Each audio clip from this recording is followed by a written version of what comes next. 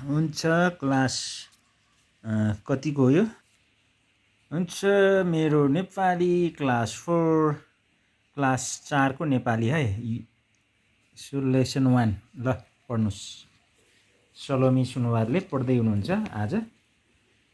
गाउँछ गीत नेपाली ठुलो स्वरमा पढ्नुस्। कसले लेखेको यो? माधव प्रसाद घिमिरे। ओके, गाउँछ गीत नेपाली माधव प्रसाद घिमिरे। ओके ल यो कविता पढ्नुस् ल।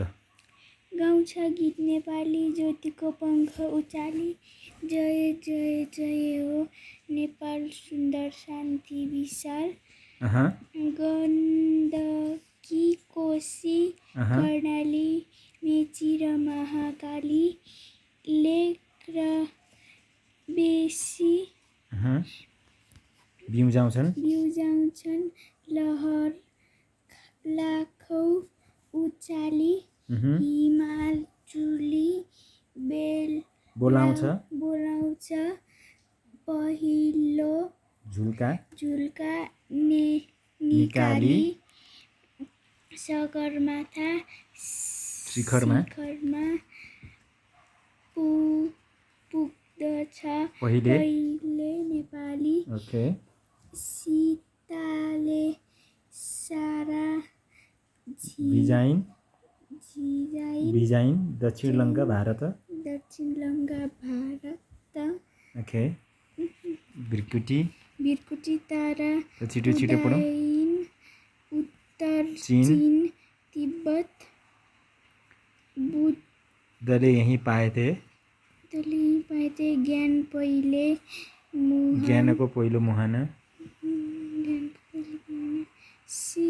शिवले यहीँ ल्याए थे सृष्टिको पहिलो बिहान। त्यसपछि मुनि पश्चिम किल्ला काँगडा पूर्व टिष्ट पुगेथ्यौँ। कुन शक्तिको सामुमा कहिले हामी झुकेथ्यौँ।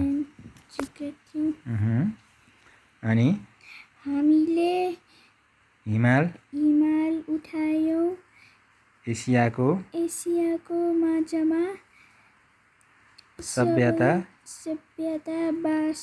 बसेथ्यो आएर यही साँझमा यही नेपाली धुलामा दिलको फुल रोपेर यही पहाडी शिलामा प्रीतिको गीत खोपेर अनि बाँचौँला हामी नेपालमा चन्द्र र सूर्य ध्वजाली नाचौँला हामी हिमालमा ज्योतिको पङ्ख उचाली। मेरो नेपाली कक्षा कति हो? 4। ओके ल कविता सक्यो। गाउँछ गीत नेपाली कविता शिक्षकले गाएको सुनेर त्यसै अनुसार गाऊ भनेछ। तलको शब्द प्रष्टसँग उच्चारण गर। के हो? ज्योति, कर्णाली, टिष्ट, प्रीति, ध्वजा, भृकुटी, बुद्ध, सिस्ट्री, दिल। तलको शब्द सच्याएर कापीमा सार भनेछ। गीतको त्यस्तो यस्तो हुन्छ हैन। नेपालीको यस्तो शुद्ध, ज्ञानको यस्तो हुन्छ ज्ञान, एसियाको यस्तो हुन्छ है, सभ्यताको यस्तो हुन्छ, अनि पूर्वको मुनि उकार हुन्छ है। कवितामा प्रयोग भएको नदीको नाम लेख। गण्डकी, कोशी, कर्णाली, मेची हैन, मेची र महाकाली। अनि अब अर्को तल के छ? जोडा मिलाऊ ल। शब्द र अर्थको जोडा मिलाऊ। के त?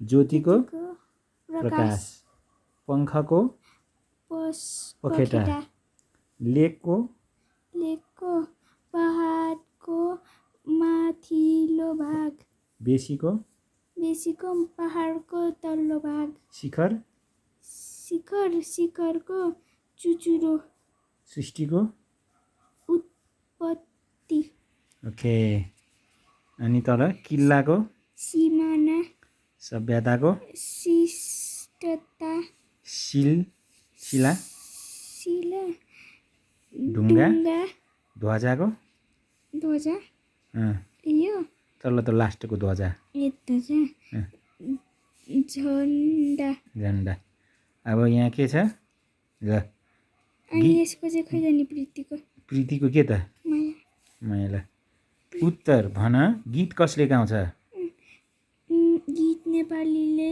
गाउँछ बुद्धले ज्ञान कहाँ पाएका थिए बुद्धले ज्ञान नेपालमा पाएका थिए ओके यही नेपालमै होइन ओके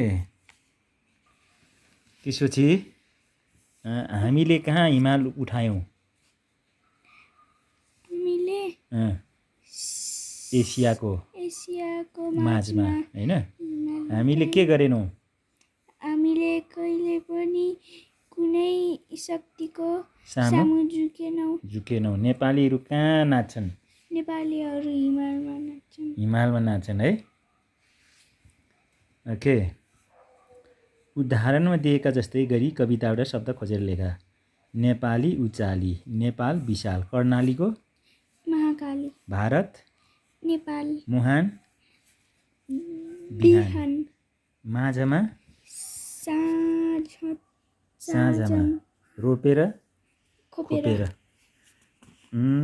कविताको पङ्क्ति पुरा गर के हो गाउँछ गीत नेपाली ज्योतिको पङ्ख उचाली अनि जय जय जय जय जय हो हे नेपाल सुन्दर सुन्दर शान्ति विशाल सुन्दर र शान्त विशाल उदाहरणको आधारमा शब्दको रूप बदल नेपालको नेपाली बनेपाको के हो बनेपाली झापाको के झापाली स्याङ्जा स्याङ्जाली डोल्पा डोल्पाली हिमाल हिमाली अनि गोर्खा गोर्खाली पाल्पा पाल्पाली ओके तलको शब्दलाई वाक्यमा प्रयोग गर त्यो थाहा भइहाल्छ होइन जय दक्षिण पहिलो है एसिया सूर्य नेपाल मुहान विशाल है ल पढ र त्यो जस्तै उदाहरणको लागि पहिलोको एउटा बनाऊ त वाक्य पहिलो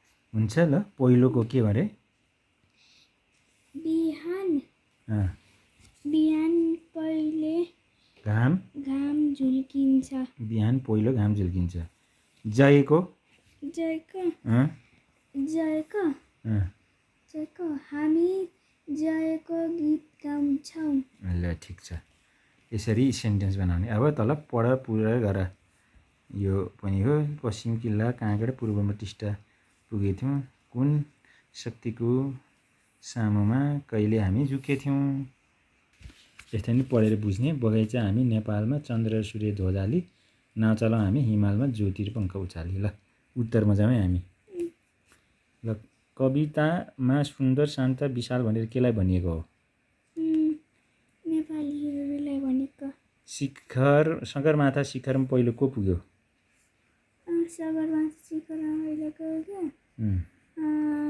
नेपाली काँगड र टिस्टा नेपाल कुन कुन भागमा पर्छन् हजुर काँगड र टिस्टा नेपालको कुन कुन भागमा पर्छन् पश्चिममा काँगड र पूर्वमा टिस्टा कुन कुन देशमा सीता र भृकुटीले नेपाललाई चिनाए सीताले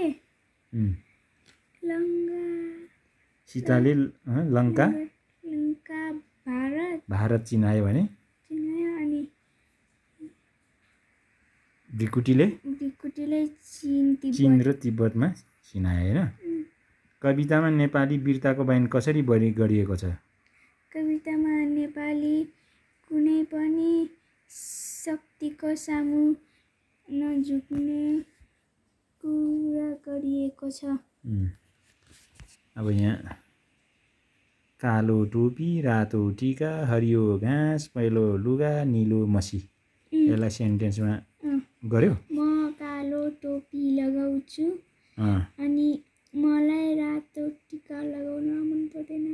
अनि गाईले हरियो हरियो घाँस घाँस खान्छ। खान्छ। अनि पहेँलो लुगाको मलाई पहिलो लुगा लगाउन मन पर्छ। यसरी सेन्टेन्स बनाउने। अब चित्रमा तिमी के देख्छौ भन भनेको छ। यहाँ चित्र बनाएको छ अनि तलको शब्द प्रयोग गरी नेपालको वर्णन गर भनेको छ। हिमाल, लेक, नदीनाला, बेसी, विशाल, बुद्ध, सगरमाथा, ध्वजा र अनि अरू के छ यहाँ? सीता, पहाड, एसिया है। हुन्छ गाइस, आजलाई यति नै। हामीले क्लास 4 को नेपाली किताब लेसन 1 गाउँछ गीत नेपाली कविता जो चाहिँ माधव प्रसाद घिमिरेबाट लेखिएको हो, यसलाई आज छोटो अध्ययन गऱ्यौँ। Thank you.